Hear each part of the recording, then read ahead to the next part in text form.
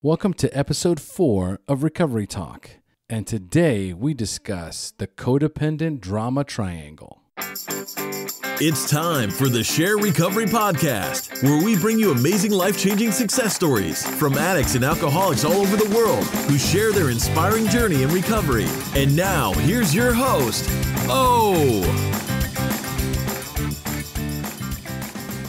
Hey everybody, welcome to another episode of Recovery Talk, brought to you by the SHAIR Podcast. And today's topic is the Drama Triangle, also known as the Victim Triangle. And this triangle was formulated by Stephen Karpman, a well-respected psychiatrist, where he states that victimhood can be defined by the three positions beautifully outlined in a diagram that he developed. And today's topic, again, comes from the SHAIR Facebook private group, where one of our members posted this recently. I'm reaching out for the first time in here, not because I want to use or drink. I need strength. I have to get through this weekend with my narcissistic ex, and we just had a disagreement. I'm proud I didn't stoop to his level, and I kept my cool. But now that I've removed myself from the room, I'm outside, and I'm bursting into uncontrollable tears, and I'm feeling so alone and fucking pissed. I feel like I can't breathe, and my beautiful sweet boy sat there watching the whole thing. And even though there was no yelling, there was tension. And now all I see is his face looking up at me as if to say, "Is everything okay, mommy?" I'm sitting here realizing I have to deal with him for a long time to come. And this relationship has proven to be the biggest challenge in my life. He's the most difficult person I've ever known. This disagreement we had makes me realize I won't always be here to protect my son from his father's infantile rages. He is a true narcissist. I'm not exaggerating. I spent 10 years thinking I was crazy, and I was because I was using drugs heavily, but when I got clean and I really saw who I married, I wondered what happened to the nice guy, and then I realized he never was nice. I have compassion for him, but tonight I can't seem to feel any compassion or forgiveness for him, not after the things he just said to me. I'm so hurt and frustrated with myself for never being able to see the traps he sets up for me to walk into. I feel just as insane as I did 4 years ago when I left him before the fog lifted. I don't deserve this shit, but this is what I have to deal with. I'm going to take some deep breaths and hug my dog. I love you all. And that's why today we're talking about the Drama Triangle. And this is something that was introduced to me very early on in recovery by my sponsor, where he explained to me about this triangle. And there's 3 sections on the diagram where you're either playing the victim, the aggressor, or the hero. When you're in a codependent dysfunctional relationship, you're playing one of those roles at all times. Each partner in the relationship is playing one of those roles at all times. Whether we know it or not, most of us react to life as victims. Whenever we refuse to take responsibility for ourselves, we are unconsciously choosing to react as a victim. And I learned very early on from my sponsor that there are no victims. There are only active participants. When we are in the victim role, we inevitably develop feelings such as anger, fear, guilt, or inadequacy that leave us feeling betrayed or even taken advantage of by others. Now, the biggest problem with playing the victim role is that you get stuck. And the reason you get stuck is because as the victim, you can blame somebody else for what's going on or what's going wrong in the relationship. And when you blame somebody else, that's you looking out. And it prevents you from looking inward. And the solution lies within. I can only look at my side of any given situation, of any given resentment, of any given problem. The tough question is, what role do I play in this dysfunctional relationship? What's my side of the street? So what do you do when you're trapped in the triangle of drama and codependency? Well, first of all, you have to even acknowledge that you're in it, which is the reason why I decided to bring up the topic, that so many people have no idea what they're doing or why they're doing it. And because they can justify their behavior by playing the victim, then any sound judgment or decision-making is completely clouded. So the first thing we have to do is realize where we're at and what roles we play in this relationship. And the next thing we need to do is to make the merry-go-round stop. If we can all agree that there are no victims and only active participants, then as a participant, you are compelled to stop focusing on the problem and start seeking a solution.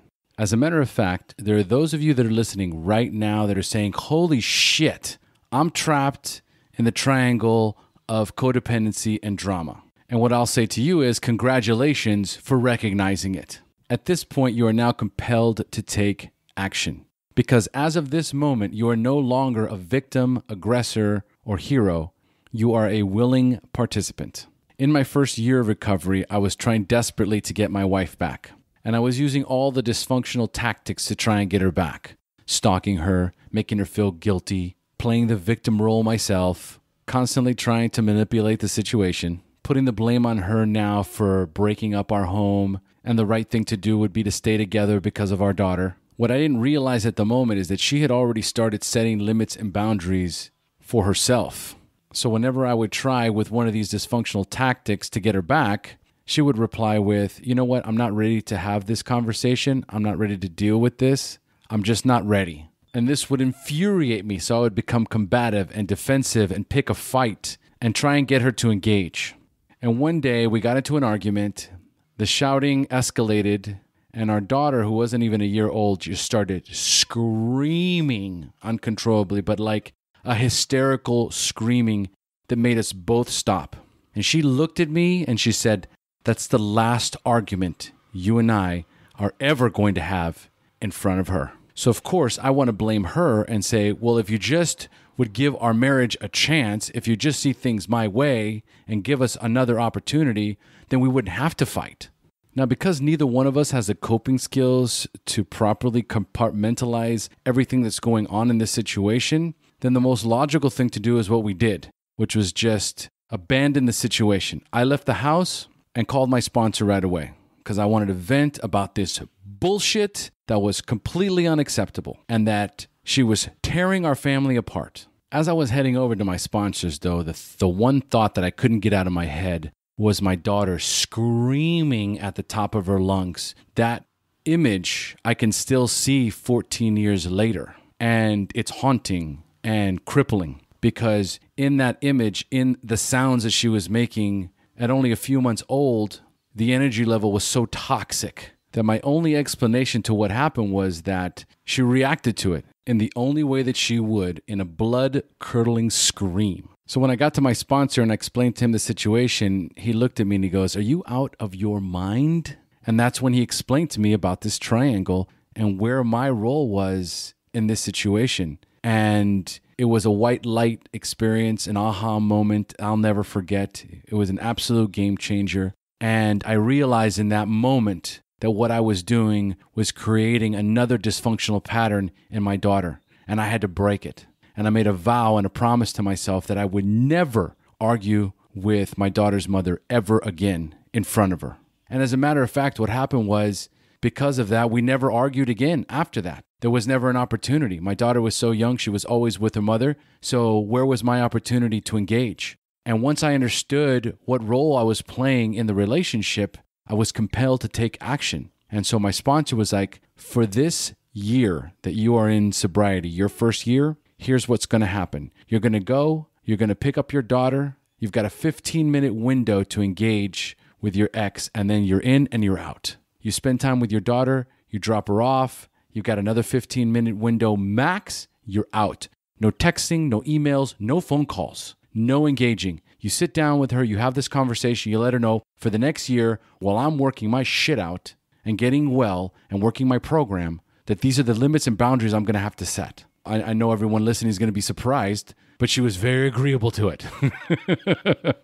This is going to be a tough situation for many of you because when you're in this role, when you've been in this type of a relationship for so long, the codependency is so ingrained that when the chaos and the toxicity is gone, you'll start to miss it. And you'll want to re-engage with that toxic, dysfunctional individual because just like the drugs, you start to remember when things were good, when they were sweet, when they were nice, when they were engaging, when they were attractive. And because some time has passed, maybe they've changed, and then you re-engage and everyone's cordial, everyone's pleasant for a minute. And then once the comfort sets in, the clock starts ticking. And it's just a matter of time before you each take your roles in this triangle of dysfunction and codependency, and it starts all over again. So what's the solution? Number one, you have to recognize and be aware of the fact that you are currently living and an active participant in a codependent drama triangle. Number two, you have to do a little research about this triangle on the internet, as well as talk to your sponsor, and if you don't have a sponsor, to get a sponsor. Or you might feel that this is too delicate of a topic to discuss with your sponsor, and you'd feel more comfortable with a life coach or an accountability partner. What's important is that you pick somebody that you can trust and can show you how to create healthy boundaries in your relationships. Just like getting clean and sober, we cannot do this alone. Number three is you're going to have to set clear limits and boundaries with this other person. Whether it's your husband or your wife, whether it's your boyfriend or your girlfriend, whether it's the person that you live with, or if it's your ex that you share a child with. There has to be specific limits and boundaries, not just in time spent together, but in behavior. The tone and the topics of your conversations have to have boundaries. No yelling, no screaming, no controlling, no manipulation, no guilting, no blaming, no accusing. Once you recognize the different roles, the tone of the conversation dictates what role that is. And it's very easy to recognize when it's going off course. I hope this episode has helped shed some light on drama-ridden codependent relationships. And for those of you that are in one, there is a solution. So thanks again for joining us on another episode of Recovery Talk. And for those of you that would like to participate in the SHAIR private group, go to Facebook, go to the search bar, type in SHAIR private group. SHAIR is spelled SHAIR. The group will pop right up. Click on the join button. We'll add you immediately. Become a part of the solution. And if you're listening to this episode for the very first time and you haven't heard any of the SHAIR podcast stories, because they're an hour or an hour and a half long, do yourself a favor. If you're somebody who's struggling with addiction and need to find wholesome ways to pass the time, then do yourself a favor. Listen to an episode of the SHAIR Podcast. It's regular people, just like you and me, who share their story, the battle against drugs and alcohol, the wreckage it caused in their life, when they hit rock bottom, and then finally, their inspirational journey into recovery up until today. Sharing helps addicts in recovery. HP, baby.